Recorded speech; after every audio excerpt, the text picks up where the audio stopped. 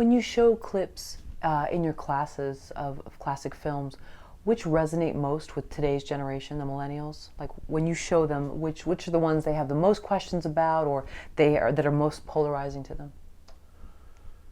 You know what's really interesting, the things that really speak to them are the things which have always spoken to people, that in that respect I don't think there's that many differences between millennials. I showed, for example, Ingmar Bergman's Wild Strawberries a few weeks ago, and they were blown away.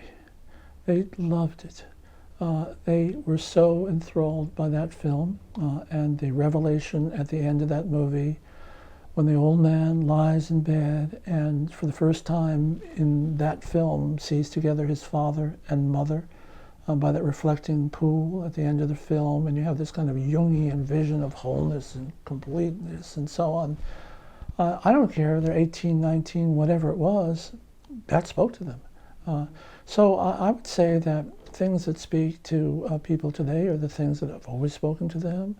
They are moments which deal in human emotions and kind of mythic truth. All the razzmatazz in the world finally doesn't speak to people as deeply as moments in film which are genuinely human, revealing some human person working through something.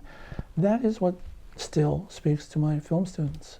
Well, you talk about temperament of the filmmaker, and I know Ingmar Bergman has been, he fought some demons of his own. He was a very complex man, but also very deep, yes. I believe, and so it's reflected in his films. Do you talk about the filmmakers and their, either the light films and their light temperaments, yeah, or? Absolutely, and there's one thing that Bergman said, which I always tell my film students because it seems to me the heart of the film-making business and the heart of movies altogether.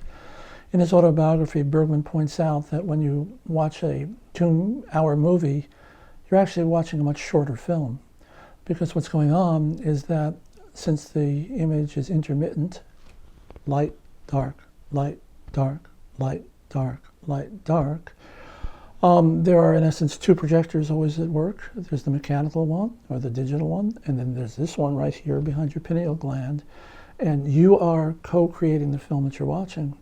And it's kind of inherent in the nature of movies themselves.